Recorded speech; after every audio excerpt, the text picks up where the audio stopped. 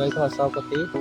ਤੇ ਇਹ ਜਿਹੜਾ ਤੀਰ ਕਮਾਨ ਬਣਾਇਆ ਜੀ, ਇਹ ਜਿਹੜੇ ਮਤਲਬ ਕਿ ਜਿਨ੍ਹਾਂ ਨੂੰ ਆਉਂਦਾ ਹੀ ਨਹੀਂ ਹੈਗਾ ਗਾ ਤੀਰ ਕਮਾਨ ਚਲਾਉਣਾ, ਤੇ ਉਹਨਾਂ ਨੇ ਜਿਹੜੇ ਇੱਥੇ ਪਹਿਲਾਂ ਤੀਰ ਰੱਖਦੇ ਸੀਗੇ ਉਹ ਨਾ ਖੜਦਾ ਨਹੀਂ ਸੀਗਾ ਤੀਰ। ਮਤਲਬ ਕਿ ਇਹਦੇ ਵਿੱਚ ਹੁਣ ਆਪਾਂ ਗਲੀ ਕੱਢਤੀ, ਤੇ ਹੁਣ ਇਹਦੇ ਵਿੱਚ ਦੀ ਗਲੀ ਕੱਢੀ ਕਰਕੇ ਆਹ ਦੇਖੋ ਜਿਵੇਂ ਮੈਂ ਹਿਲਾਈ ਜਾਂਦਾ, ਇਹਨੂੰ ਕੁਛ ਨਹੀਂ ਹੁੰਦਾ ਹੈਗਾ।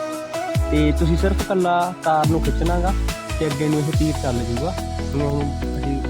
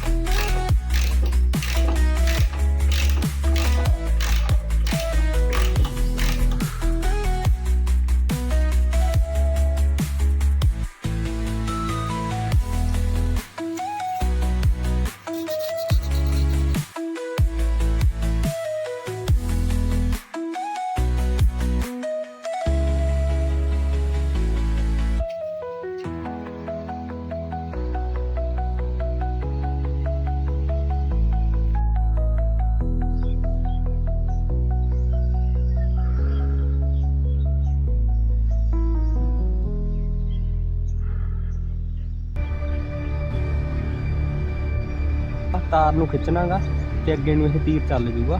ਹੁਣ ਜੀ ਲਾ ਕੇ ਦਿਖਾਉਂਦਾ।